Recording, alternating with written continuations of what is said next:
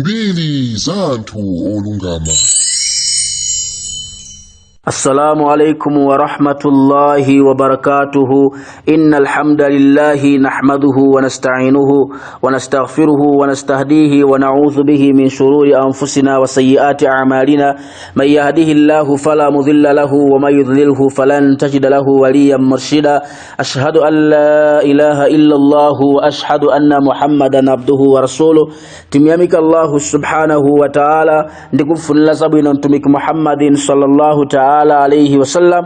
Omvera tikukambira nankani yokuzana ndi ana ntumik Muhammadin sallallahu ta'ala alayhi wasallam mu programu ijamene timakupasirani mbiri za anthu olungama, mbiri za anthu amene adagwira ntchito yotamandika pamaso pa Allahu tabaraka wa ta'ala.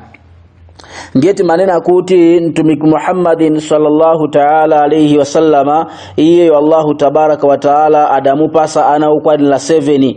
Razaqahu Allahu subhanahu wa ta'ala 7 min al-awlad. Allahu tabaraka wa ta'ala adampasa ana ukwanila 7. Zimene timakambira na zimene zozo.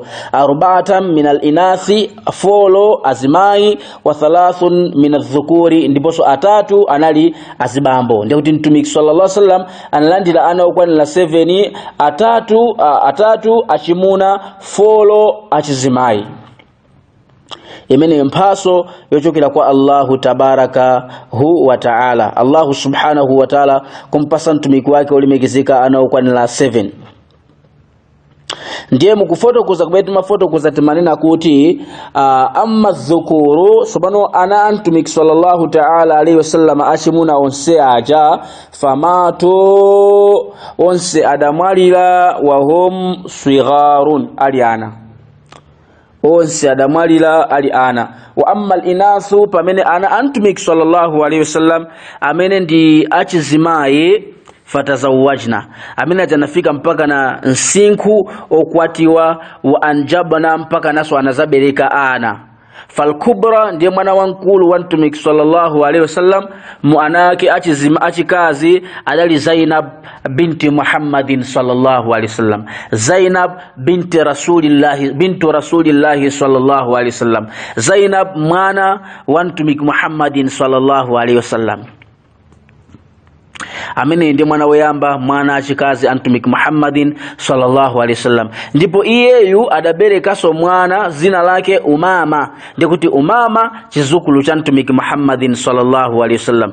Umama amene yi watazawajaha Aliyu ibn Abi Talibin radhiyallahu ta'ala anhu ba'da wafati Fatima. Umama amene ndi mwana wa Zainab radhiyallahu ta'ala anhuma adakwati wa Sayyiduna Ali radhiyallahu ta'ala anhu pambuyo pakumwalira kwa Sayyida Fatima radhiyallahu ta'ala anha.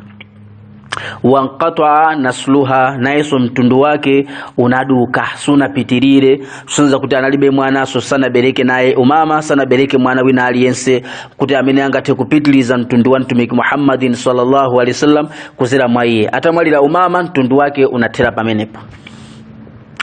Wakadhalika chonchoso anjabat Zainab mwana wa mtumiki sallallahu ta'ala alayhi wasallam radhiyallahu ta'ala anha adabereka Abdullahi mwana zina lake Abdullah wa mata saghiran amene yadamwalira ali wangono. Wanqata nasluhu na yesu mtundu wake unadukira pomwepo suna pitirire.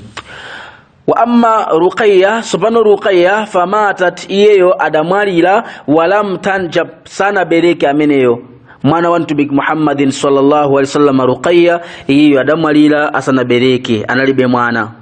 Wa amma ummu kulthumi subhanu ummu kulthumu fa anjabat sabiyan wa bintan.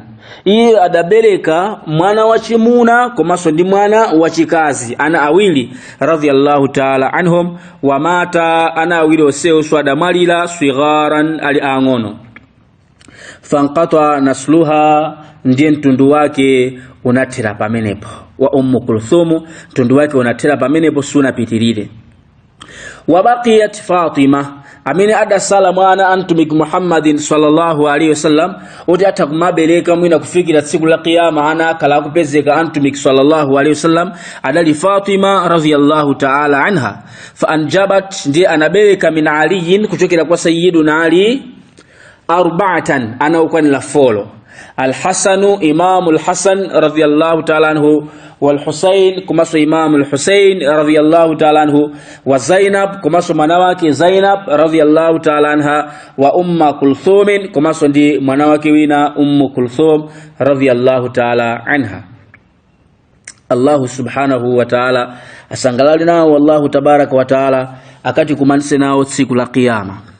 Fa amma Kulthumi ndiye mwana amene chizukulu cha Mtumiki sallallahu alaihi wasallam chochedwa Kulthumi, amene ndi mwana wa Sayyida Fatima Sayyiduna Ali radhiyallahu ta'ala anhuma, amene uyu fatazawajat min Umar ibn al-Khattab, anakwatiwa ndi Sayyiduna Umar ibn al-Khattab radhiyallahu ta'ala anhu. Allah subhanahu wa ta'ala asangalali naye. Thumma anjabat minhu, kena ku anabereka kuchokera kwa Sayyidina Umar radhiyallahu ta'ala anhu waladain, ana awiri, wa mata saghirain, ana onseo sana malilali angono angono.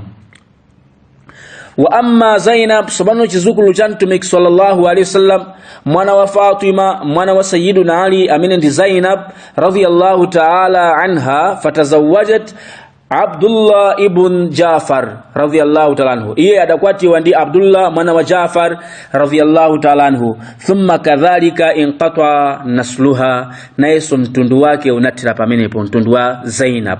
Sunza kuti sana bereke mtundu suna pitirire sana bereke mwana wina aliyese. Kulthum amene anake atabereka ndi Sayyiduna Umar radhiyallahu ta'ala anhu, anake anamalira ali angono angono, mtundu unatira pamenepo. Pamene uku Zainab naye sana kale ndi mwana, mtundu wake unatera pamenepo.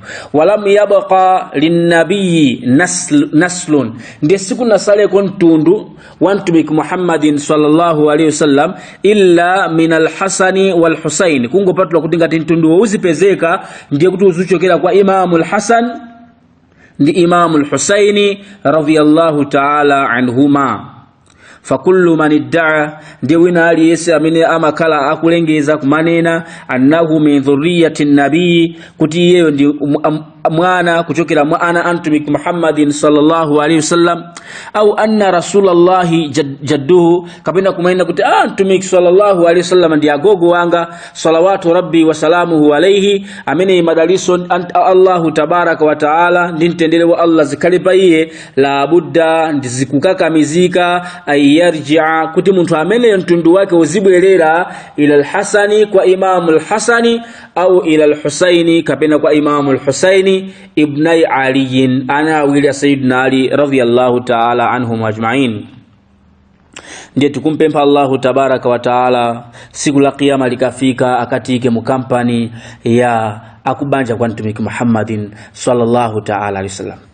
Wa hadithuna fi hadha al-yawmi, ndiye nkani meneti kale tukukambira na lero lino, an wahidin min dhurriyyati al-Husaini, ikuchokera mwa mmozi mwa ana Imam al-Husaini radhiyallahu ta'ala anhum, wa huwa amene zina lake Zainul Abidina Ali ibn al-Husaini ibn Ali ibn Abi Talib radhiyallahu ta'ala anhum. Zina lake amachedwa Zainul Abidin, imene ndi title yompasa anthu kuti wabwino mopembeza Allahu subhanahu wa ta'ala.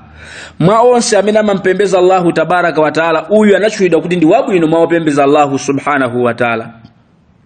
Ndipo zina lake leni linali Ali ibn al-Husaini ibn Ali ibn Abi Talib radhiyallahu ta'ala anhum ajma'in.